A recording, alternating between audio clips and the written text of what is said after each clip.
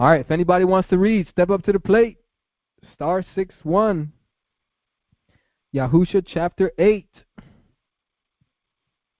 All right, that's what I like to see. Let's go with Kristen or Bobby. Okay, so we're at 8:1, right? Yeah, chapter 8 and 1. I don't see any breaks here. Oof, wow. Okay, and Yahuwah said 29. unto... If you can go to 29. Oh, wow. Yeah. And Yahuwah said unto El-Yahusha, Fear not, neither be dismayed. Take all the people of war with you, and arise. Go up to Ai. See, I have given into your hand the king of Ai, and his people, his city, and his land. And you shall do to Ai and her kings as you did unto Jericho and her king. Only the spoil thereof, and the cattle thereof, shall ye take for a prey unto yourselves, lay you an ambush for the city behind it. So Yahusha arose, and all the people of war to go up against Ai. And Yahusha chose out 30,000 men of valor, and sent them away by night. And he commanded them, saying, Behold, ye shall lie in wait against the city, even behind the city. Go not very far from the city, but be ye all ready. And I and all the people that are with me will approach unto the city. And it shall come to pass when they come out against us, as at the first, that we will flee before them. For they will come out after us, till we have drawn them from the city. For they will say, They flee before us, as at the first, therefore we will flee before them. Then ye shall rise up from the ambush, and seize upon the city, for Yahuwah Elohim will deliver it into your hand. And it shall be, when ye have taken the city, that ye shall set the city on fire, according to the commandment of Yahuwah shall ye do. So I have commanded you. Yahusha therefore sent them forth, and they went to lie in ambush, and abode between Beit El and Ai, on the west side of Ai. But Yahusha lodged that night among the people. And Yahusha rose up early in the morning, and numbered the people, and went up, he and the elders of Israel, before the people to Ai. And all the people, even the people of war that were with him, went up, and drew nigh, and came before the city, and pitched on the north side of Ai. Now there was a valley between them and Ai. And he took about 5,000 men, and set them to lie in ambush between Beit El and Ai, on the west side of the city. And when they had set the people, even all the host that was on the north of the city, and their liers in wait on the west of the city, Yahusha went that night into the midst of the valley. And it came to pass, when the king of Ai saw it, that they hasted and rose up early, and the men of the city went out against Israel to battle, he and all his people, at a time appointed, before the plain. But he knew not that there were liers in ambush against him behind the city.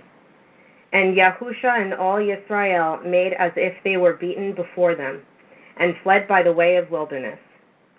And all the people that were in Ai were called together to pursue after them, and they pursued after Yahusha, and were drawn away from the city.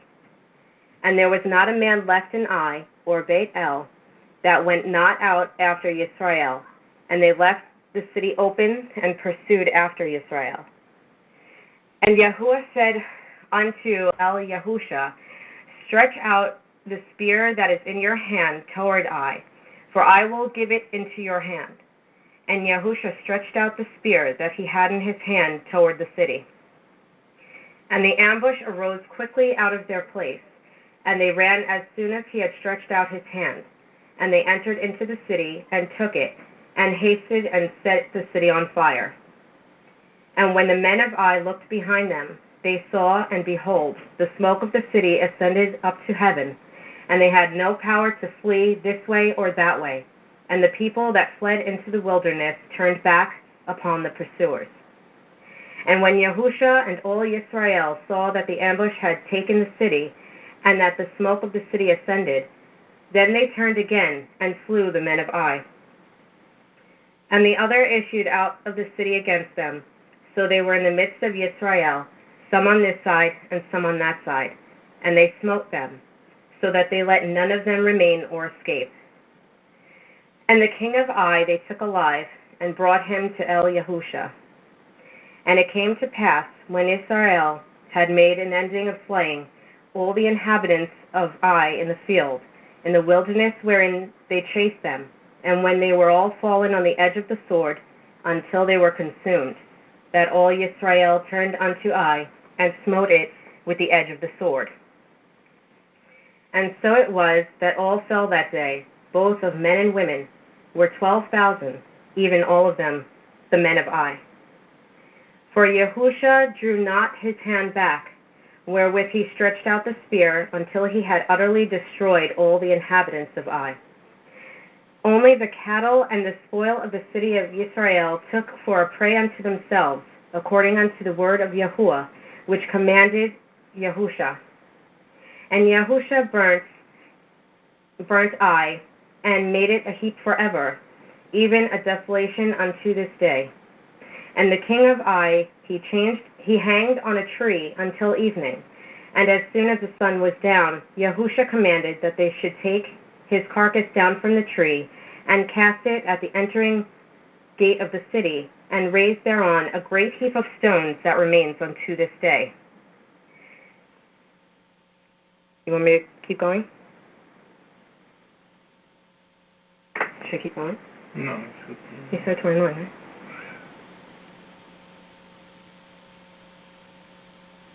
Hello?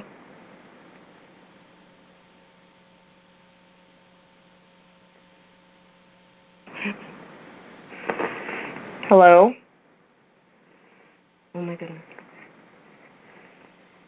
Talking to myself.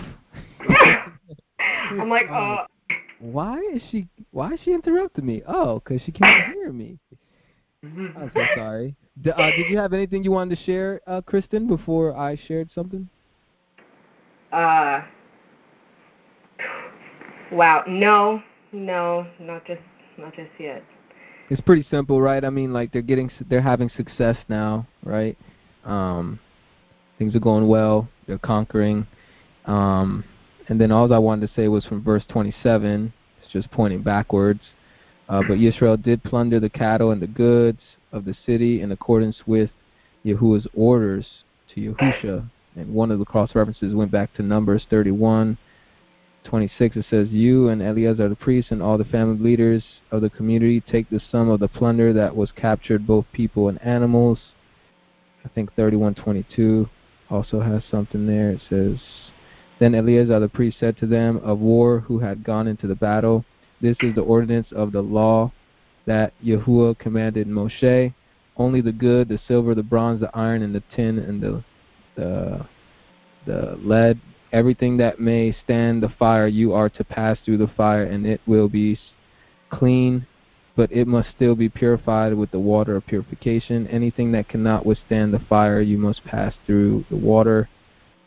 I'm not sure if that really applies, but looks like what's being held for the treasury of Yahuwah. That's the other one, which they didn't cross-reference, but that was in one of the chapters we read so far today. And that's it. So he's serious about covenants and promises and vows and allegiances, especially. Oh yeah.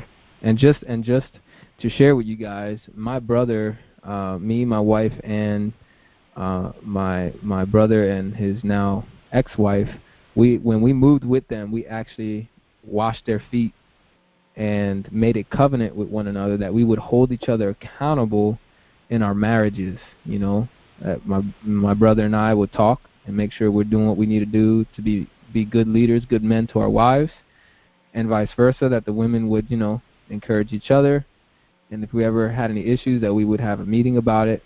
And so my brother always wanted to correct me and thinking that I was too harsh on my wife, which is crazy. And lo and behold, behind closed doors, he's, you know, in public, he was giving us signals. They were signs. They were flags that he was definitely being more controlling behind closed doors. But there was a lot of signs, a lot of red flags, and when it was time to address him, he broke covenant, right? That's a serious thing. When you establish a covenant, like we established a covenant with one another to hold each other accountable, and he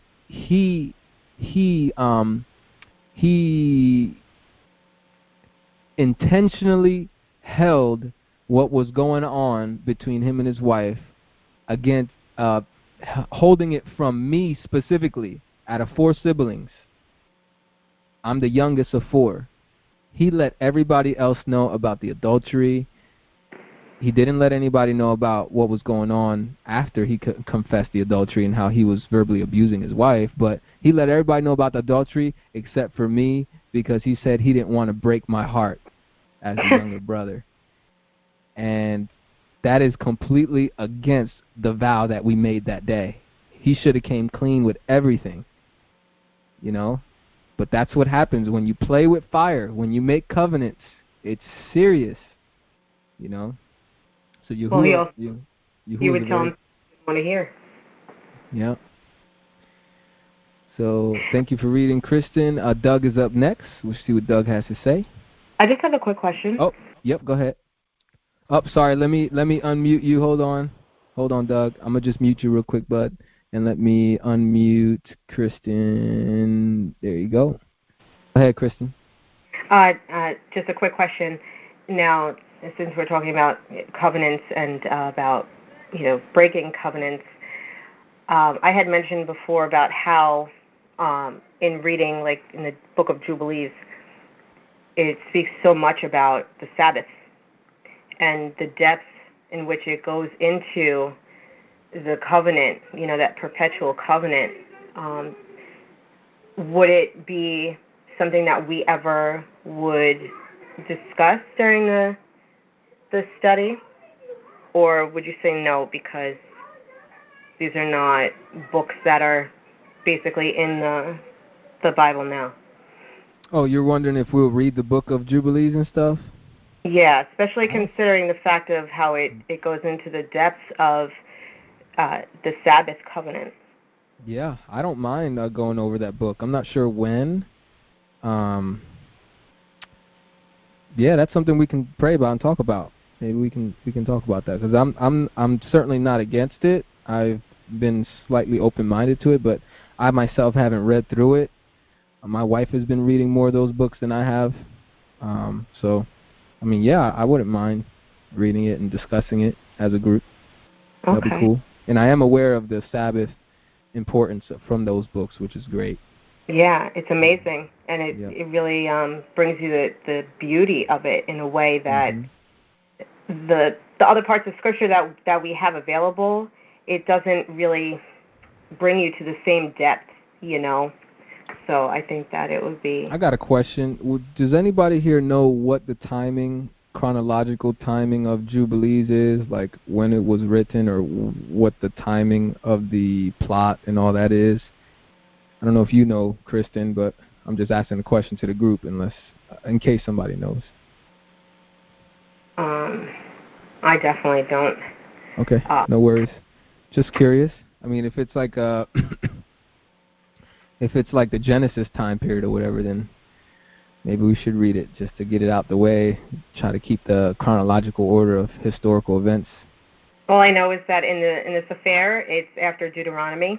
After Deuteronomy. Okay. Yeah. Cool. I'm sure that Mila would know much better than I do.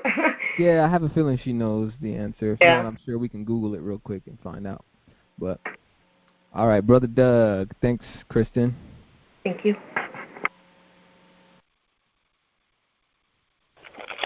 I just found something interesting from this chapter, that they hanged the king of Ai on a tree. And it kind of seems like that is almost, I believe that might be a commandment for whenever they are,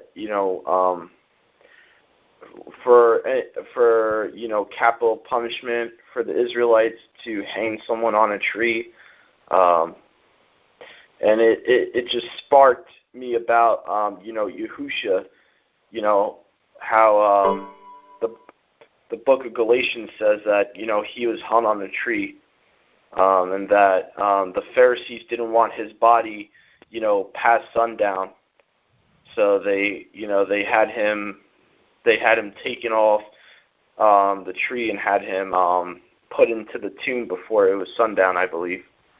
So that just kind of sparked my memory. Awesome, good point to share. Yeah, it's worth noting. It's not like something new that came up like in the New Testament from the Romans, right? It's definitely something that existed even in the Torah, in the Tanakh. So very good. Let's see. Anybody else? Nope. All right. Let's see. We got some comments in here. All right. That was earlier. All right. Let us continue. That was, she read all the way to 29. Now we're going to read verse 30 to the end. Doug, if you can go ahead and take over that. Okay. All right. So 30 to the end. 30 to the end. Then Yahusha built an altar to Yahuwah, the Elohim of Yashrael, on Mount Ebal, as Moshe the servant of Yahuwah commanded the children of Yashrael, as it is written in the book of the law of Moshe. That's something I should note. Okay, he wrote there on the stones a copy of Moshe's law, which he wrote in the presence of the children of Yashrael. All Yashrael with their elders, officers, and judges stood on both sides of the ark before the Levitical priests, who carried the ark of Yahuwah's covenant, the foreigner as well as the native.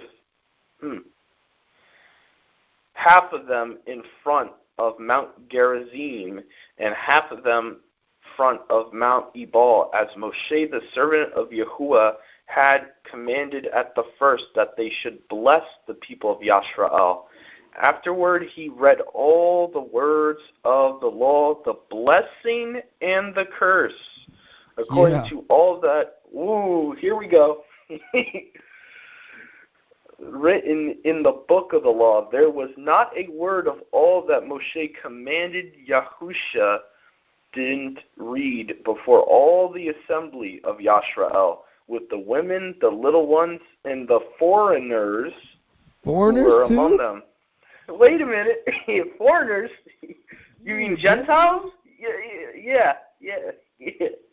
Oh, man, I'm taking these verses. I'm writing them down. What was the first one that stuck out to you, Doug? What was the first passage? I think it was 32. It might have been. 31 says that Moshe, the servant of Yahuwah, commanded the children of Yashrael, as it is written in the book of the law of Moshe. So that verse is literally saying that it's calling it by name, the book of the law of Moshe. An altar of uncut stones. See, we're not supposed to cut stones, on which no one had lifted up any iron. They offered burnt offerings on it to Yahuwah and sacrificed peace offerings. 32 says, he wrote there on the stones a copy of Moshe's law, which he wrote in the presence of the children of Yashrael. So there was an assembly where he's rewriting the law. And then now, is this the Ten Commandments, or is this the other commandments? I think it could be all of them. If it's the book of the law, I'm thinking it's definitely more than the Ten Commandments, because the book of the law came after the Ten Commandments, if I'm not mistaken. Deuteronomy 27 is a cross-reference. Deuteronomy 27:3 is a cross-reference for Yahusha 8:32. And it reads, then you must inscribe on them all the words of this law when you cross over. So we have to find out what was being spoken of here in Deuteronomy 27. Let's see, let me go up a little bit. I think this is the Ten Commandments, bro. Really? Oh, I got to go to the previous chapter. That's interesting. If the book of the law is only the Ten Commandments. Cover them with plaster. Great stones. Okay, let Israel command the people pay attention to all the commandments I'm giving you today. Presentation of first fruits. It might be everything. It has to be everything because the book of the law would be the book of all his instructions, not just the Ten Commandments. Yeah, I agree. I agree. The book of the law is definitely everything. So yeah, I mean, if it's only the Ten Commandments, then there's a mistranslation then, because that wouldn't be the book of the law. Mm-hmm. So yeah, that's what I'm thinking in my head right now. It has to be everything, including not making an altar of cut stones, not having two types of garments sewn together. I mean, all of them. It has to be every instruction that was given from Yahuwah to Moshe to Yashrael. Yeah, I think it's the book. I changed my mind. I think it's the book. Yeah. Then Yahusha read aloud, 34, verse 34, then Yahusha read aloud all the words of the law, including the blessings and the curses. So I don't think there's blessings and curses in just the Ten Commandments. I think it says it just gives commandments what to do and what not to do. The blessing and the cursing comes from all the other commandments. Cool beans. I'm satisfied with that. Kristen wants to share something. Okay. All right. Thanks, Doug. Or Bobby. No, you answered it, because I was going to go to 34 where it says the words of the Torah, the blessings and the cursings. I think that's everything. I don't think that just consisted of 10. Right. Yeah, good catch. I caught that. Yep. That's it. That's what I wanted to bring up, and you quoted already. Awesome. Thank you, brother. Thank you. All right. Can we do one more chapter? We'll do one more chapter and then take a break because I need to feast on this feast day. I didn't plan on fasting today, so if anybody wants to read chapter 9, press star 6 and then 1. There's 27 verses. It doesn't look like there's any breaks.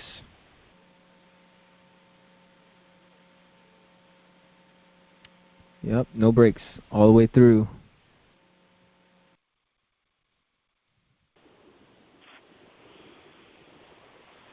All right.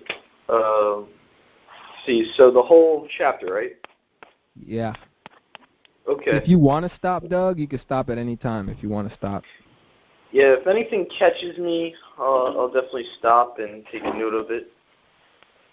And when the kings of the Amorites on the other side of Jordan, who were in the mountain country and in the plain and in all the coasts of the Great Sea, and those who were near Antilabanus, and the Kettites, and the Canaanites, and the Perizzites, and the Evites, and the Amorites, and the Girgashites, and the Jebusites heard of it, they came all together at the same time, oh boy, to make war against Yahusha and Yashraal. And the inhabitants of Gabaon heard of all that Yahuwah did to Jericho and Ai, and they also worked craftily. And they went and made provision and prepared themselves, and having taken old sacks on their shoulders, and old and rent and patched bottles of wine, and the upper part of their shoes and their sandals old and clouded on their feet, their garments old upon them, and the bread of their provision was dry and moldy and corrupt. And they came to Yahusha into the camp of Yashraal to Galgala, and said to Yahusha and Yashraal, We are come from a far land. Now, then, make a covenant with us. That's interesting. And the children of Yashrael said to Korhayan, peradventure you dwell among us, and how should I make a covenant with you? And they said to Yahusha, we are your servants. Yahusha said to them, whence are ye, and whence have you come? And they said, your servants are come from a very far country in the name of Yahuwah, your Elohim, for we have heard his name in all that he did in Egypt, and all that he did to the kings of the Amorites who were beyond Jordan, to Sihon, the king of the Amorites, and Og, king of Bashan, who dwelt in Ashtaroth and in Edrain. And our elders and all that inhabited our land, when they heard, spoke to us, saying, take to yourselves provision for the way, and go to meet them. And you shall say to them, we are your servants, and now make a covenant with us. These are the loaves we took them hot for our journey on the day on which we came out to come to you. And now they are dried and become moldy.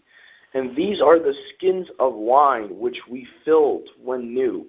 And they are rent, and our garments and our shoes are worn out because of the very long journey. And the chiefs took of their provision and asked not the counsel of Yahuwah. And Yahusha made peace with them, and they made a covenant with them to preserve them. And the princes of the assembly swore to them. And it came to pass 3 days after they had made a covenant with them, they heard that they were near neighbors, and that they dwelt among them. And the children of Yashrael departed and came to their cities, and their cities were Gabion, and Kaphirah, and Berot, and the cities of Yarin. The land, the children of Yashrael fought not with them, because all the princes swore to them by Yahuwah, the Elohim of Yashrael, and all the assembly murmured at the princes. And the princes said to all the assembly, we have sworn to them by Yahuwah Elohim of Yashrael, now we shall not be able to touch them. This we will do. Take them alive, and we will preserve them, so there shall not be wrath against us by reason of the oath which we swore to them.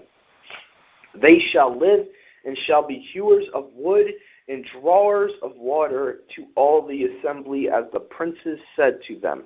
And Yahusha called them together and said to them, why have you deceived me, saying, we live very far from you, whereas you are fellow countrymen of those who dwell among us? And now you are cursed. There shall not fail of you a slave or a hewer of wood or a drawer of water to me and my Elohim. And they answered Yahusha, saying, it was reported to us what Yahuwah your Elohim charged his servant Moshe to give you this land and to destroy us and all that dwelt on it from before you. And we feared very much for our lives because of you. And therefore we did this thing. And now, behold, we are in your power. Do to us as it is pleasing to you and as it seems good to you.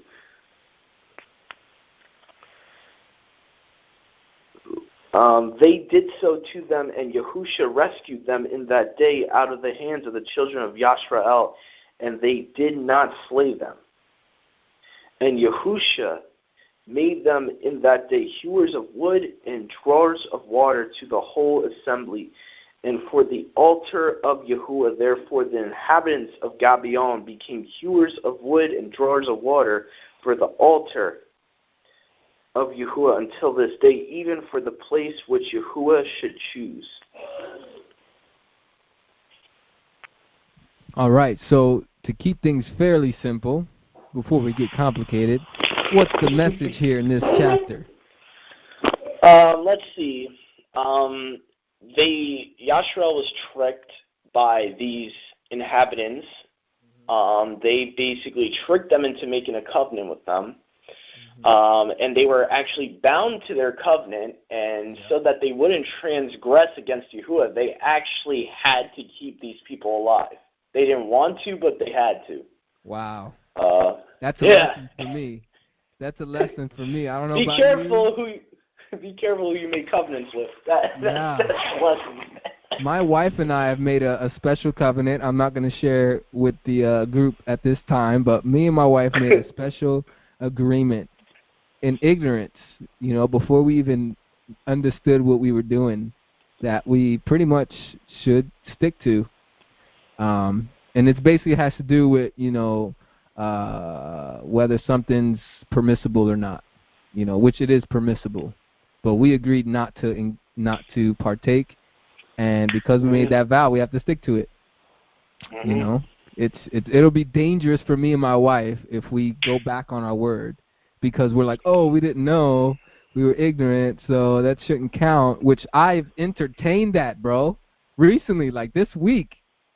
I was like, yeah, and then it's like, I'm reading this, I'm like, whoa, I'm not going to go back. I think we specifically made a covenant. We prayed. We said it in the name of Yahuwah and everything. And they swore it by the name of Yahuwah. That made it even worse.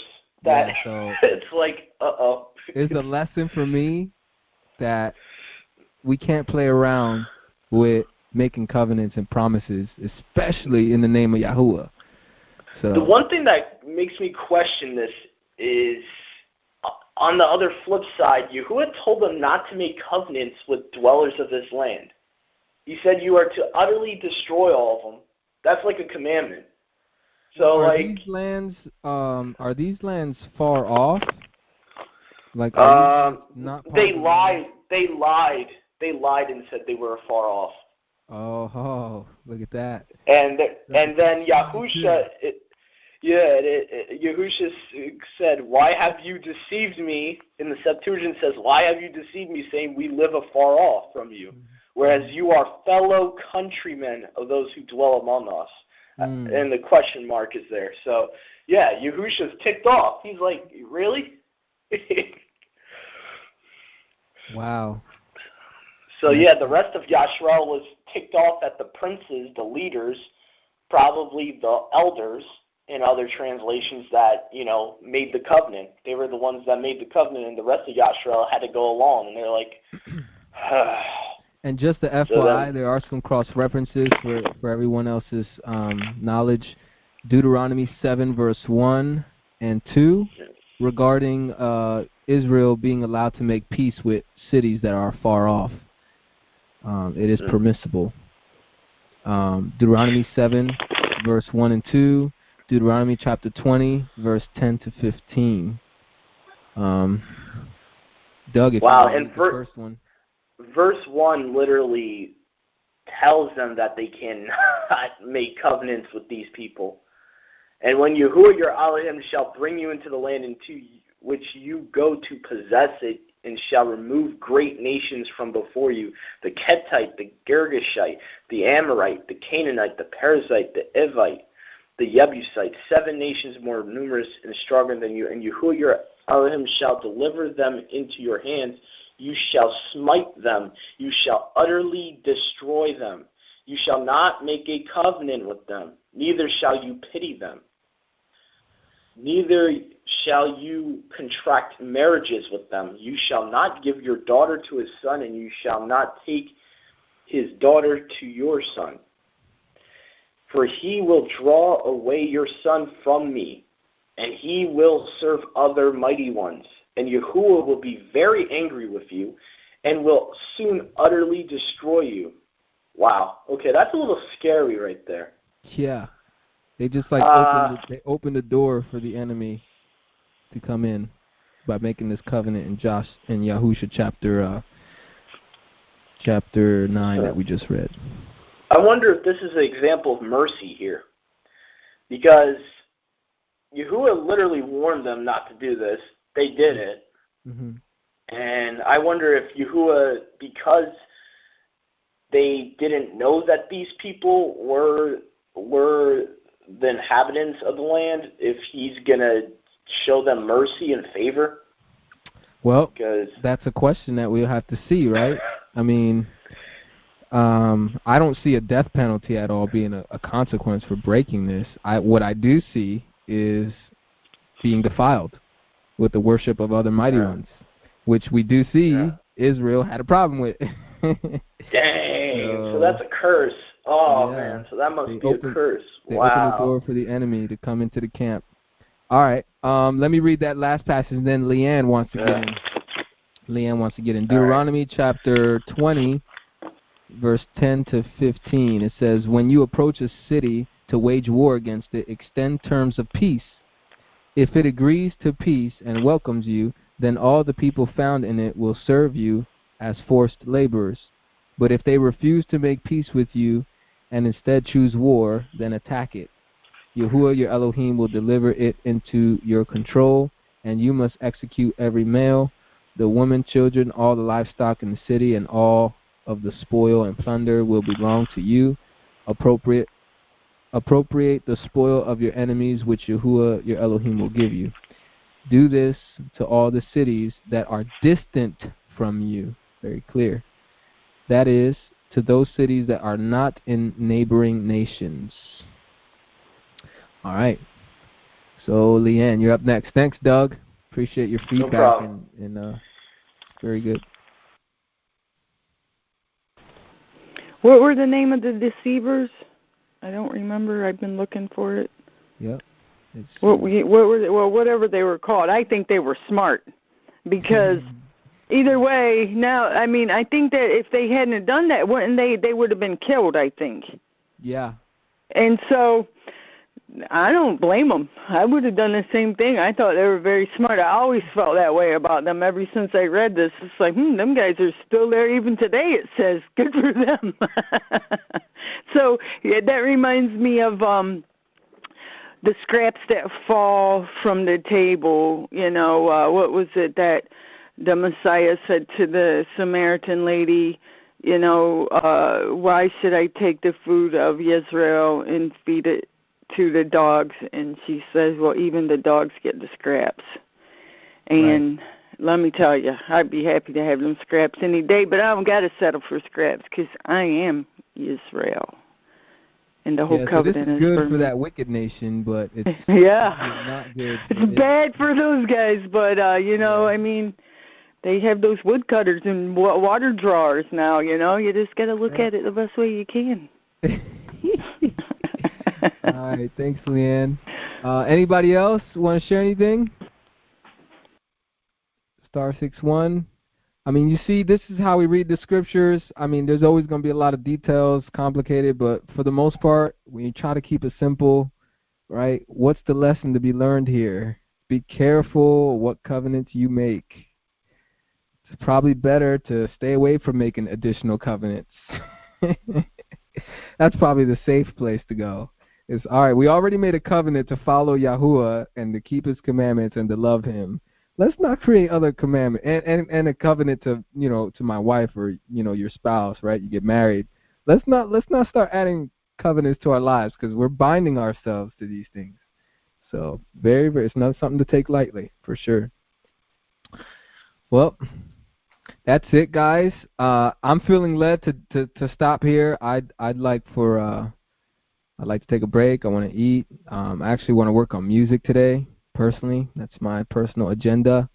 I don't know if you guys want to spend time with family. Those of you who don't have family, keep fellowshipping. If you want to use this conference call, I'll leave it on because, like I just found out, I mean, even without me being on the conference call, it seems like you guys are able to have discussions. So that's awesome.